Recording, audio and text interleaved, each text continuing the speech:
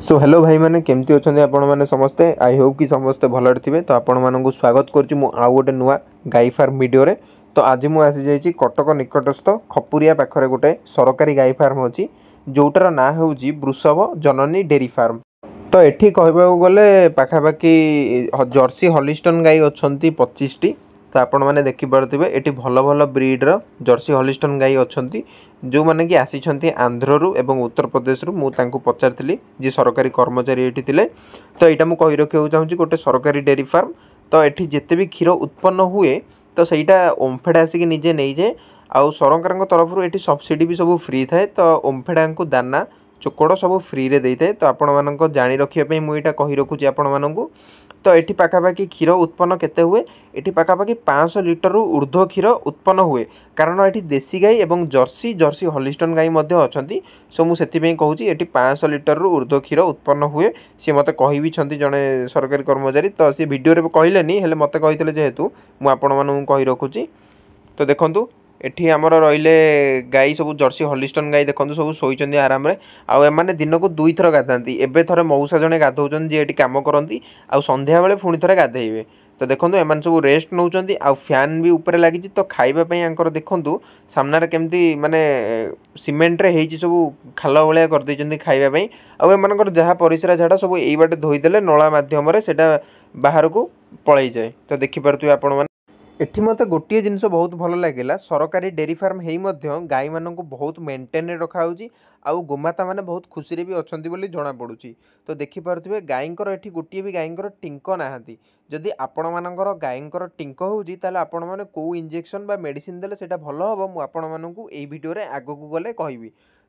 एठी एबे सबु गाई तो धुआ होउनांती किंतु जेतिक भी अछंती 30 टी गाई रु 15 टी किंबा 16 टी जर्सी हॉलिस्टन गाई धुआ होउचंदी। आ एठी आपण देखि परतुबे सबु जगह जर्सी हॉलिस्टन एठी जर्सी बहुत कम देखिबा को मिलिबो एपट पार्टीशन ने कारण जर्सी को दरकार ठंडा ठंडा रे रुहंती से माने तांको क्लाइमेट गरम हेले से माने अधिका पेली हुंती। तो एमान को बहुत मेंटेन एपट रखा जाईची देखि परतुबे आपण माने गाई माने सोईचंदी एबे आराम से। तो गाई मानन को खाइबा दिया हे जाईची एवं 4टा बेले गाई मानकर मिल्किंग हम आम जेहेतु दीपर जाकि भिड करूँ। तो आम आपण मानक मिल्किंग प्रोसेसटा देखई पेलुनी किंतु नेक्स्ट वीडियो आपन को आम लाइव मिल्किंग भी देखू गोटे फार्म रे नहीं। तो से पर्यंत आपण मैंने वेट करूँ वीडियो को। आदि आपन को आम वीडियो भल लगुच ताले वीडियो को लाइक करूँ और सब्सक्राइब करूँ एवं चैनल टी को समस्त की शेयर करूँ।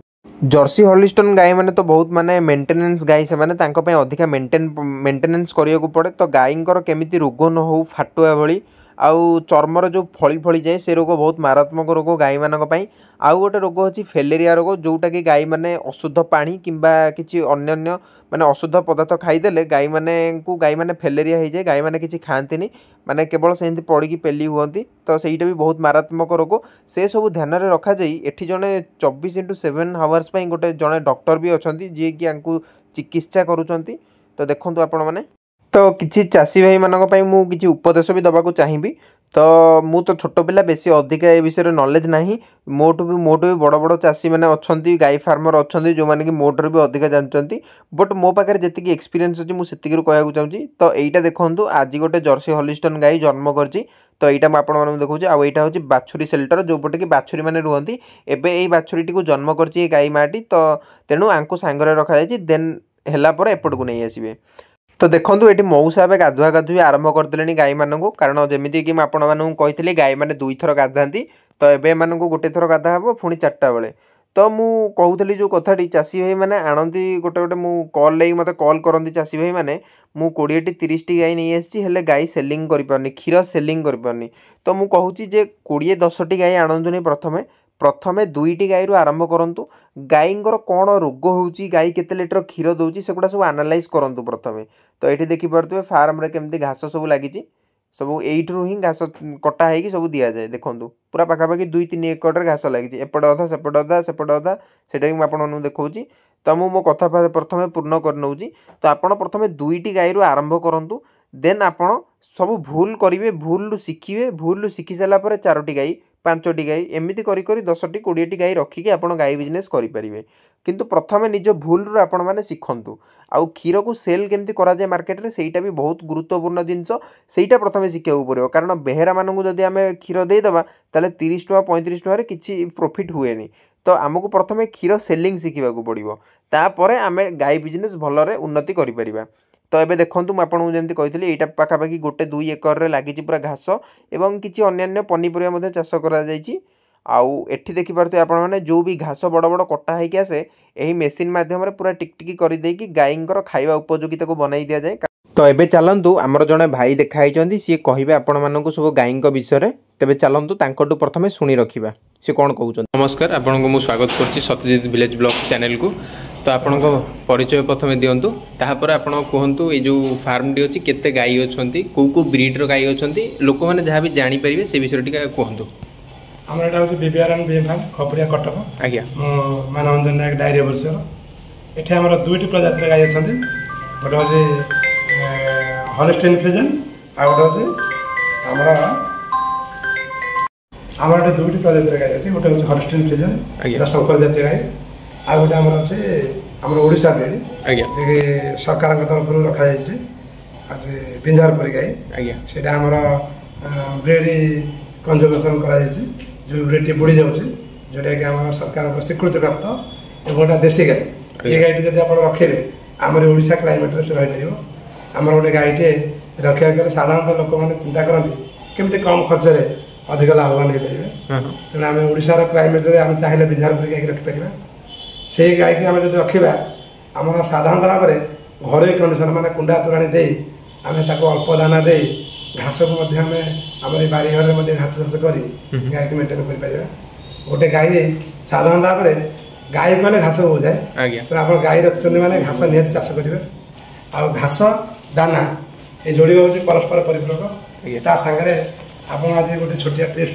देवी गोटे गाईटे रखापी हेल्ले प्रथम कथा है जदि आप क्षीर दूसरी मेन्टेन करवा अलग गोटे गाई क्षीर देना से छड़ा अच्छी तार मेन्टेन हो अलग आमर जब गाई रखा ताल प्रजाति कथा चिंता कर क्षीर हिसाब से अधिक क्षीर देव आम हॉलिस्टाइन फ्रिजियन किंतु आम भल क्षीर हूँ जोटा आम देशी गाई रोचे बिंझारपुरी गाई हो कि आम गाँ कंडीशन देशी गाई क्षीर आम देह पे बहुत भल आदि बिजनेस कहे आप शंकर जातीय हॉलिस्टाइन हो जर्सी हो से गाई चाष करेंगे तेणु गाई क्षीर अनुसार आप गाई की निश्चित भाव में मेन्टेन करेंगे आपड़ गाई किसी दौना माने तार गोटे मेन्टेनान्स रेसन दि जाए आप गोटे र फिल्म आम बहुत सरकारी नियम अनुसार दि जाऊँगी आम गोटे गाँव गोटे साधारण लोक देला बेले गोटे छोटिया कथा कहे गोटे गाई साधारण भाव में 3 क्विंटाल गोटे गाँव में 3 क्विंटाल अधिक न था जदि 3 क्विंटाल अधिक है तो से हिसाब से देवे तो 3 क्विंटाल हिसाब से गोटे गाई हो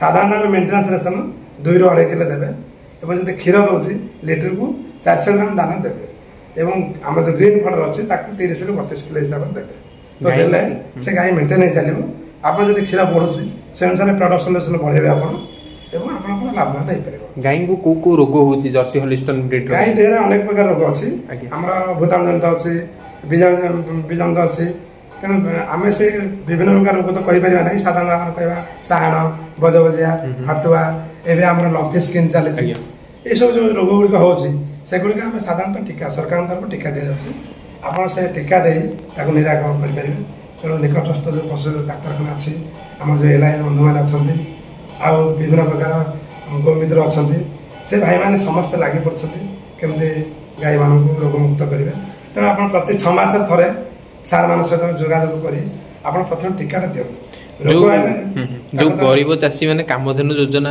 करने चाहते ता विषय जब आप किसी जानते किसी कहे कामधेनु योजना गोटे स्कीम रिलेटेड जिनस निकटस्थ जो पशु डाक्तखाना अच्छी आप से सार सहित भेज सार सहित कथा पाखे स्कीम अच्छी स्वतंत्र भाव में लोक अच्छा सी आपको बुझेबे आम जो डायरी फार्म कथा गवर्नमेंट डायरी फार्म कथा ये कौन स्कीम कथा आम कहना हम ना आम ठीक हम गाई के खाइबा दबा भल क्षीर पाइबा कि भल क्षीर मैंने आप कहले गोटे कथा जे गोटे गाई जब 10 लिटर क्षीर दूसरी तो 10 लिटर उदाहरण दि 10 लिटर क्षीर दूसरा गाई तो तार बचाई 2 किलो तो प्रोडक्शन रेसन है 5 किलो तो 7 किलो दाना जब आप मेन्टेन कर तो सी 10 लिटर क्षीर दूसरी ताले देखिए 15 दिन ମାସେ ଭିତରେ ସେ ପୁଣି 12 କିଲୋ 14 କିଲୋ ଏମିତି କ୍ଷୀର ସେ ଦେବ। ତାପରେ ଆପଣ ସେଇ ଅନୁସାରେ ପ୍ରଡକ୍ସନ ରେସନକୁ ବଢ଼େଇବେ, ମାନେ କ୍ଷୀର ଯେତିକି ଦେବ ଆପଣ ବଢ଼େଇବେ, ସେଇ ଅନୁସାରେ ଦାନା ଦେବା, ଦାନାକୁ ସେଇ ଅନୁସାରେ ବଢ଼େଇବେ। ଯଦି ଆପଣ ଦାନା ନ ବଢ଼ଉଛନ୍ତି ତ ତାର ନିଶ୍ଚିତ ଭାବରେ ମେଣ୍ଟେନାନ୍ସ କମିବ, ଗାଈ ଦୁର୍ବଳ ହେବ, ଗାଈ ଠିକ ସମୟରେ ଗରମ ଆସିବ ନାହିଁ, ଗାଈ କିଛି ଦିନ ଗଲା ପରେ କ୍ୟାଲସିୟମ ସର୍ଟ ହେଇ ପଡ଼ିଯିବାର ସମ୍ଭାବନା ଅଛି। ଏବଂ ଆପଣ ଯୋଉ 2-3 ମାସ ଗ୍ୟାପ୍ ପାଇବା କଥା, ଗୋଟେ ଫଳରୁ ଆଉ ଗୋଟେ ଫଳ ଆପଣ 2ରୁ 3 ମାସ ଭିତରେ ଗ୍ୟାପ୍ ପାଇବା କଥା, ଆପଣ ସେଇଟା ପାଇବେ ନାହିଁ, ସେସବୁ ହତାଶ ହେବେ ଏବଂ ନା ଗାଈ କଥା ଆମର ଲାଭ ହେଇପାରିଲା ନାହିଁ। ତେଣୁ ଆପଣ ଯଦି ଗାଈକି ଠିକ ଭାବରେ ଖାଦ୍ୟ ଦେଉଛନ୍ତି, ଠିକ ଭାବରେ ମେଣ୍ଟେନ୍ କରୁଛନ୍ତି, ତେବେ ଆପଣ ଠିକ ଟାଇମରେ ନିଶ୍ଚିତ ଭାବରେ ଗାଈ ଜନ୍ମ ଦେବ, କ୍ଷୀର ମଧ୍ୟ ଠିକ ରହିବ ଏବଂ ରୋଗ ମୁକ୍ତ ସେ ରହିବ। ବହୁତ ବହୁତ ଧନ୍ୟବାଦ ଆପଣଙ୍କୁ ଆମ ଚ୍ୟାନେଲରେ କିଛି କହିଥିବାରୁ, ନଲେଜ ଦେଇଥିବାରୁ। ତ ଧନ୍ୟବାଦ, ନମସ୍କାର।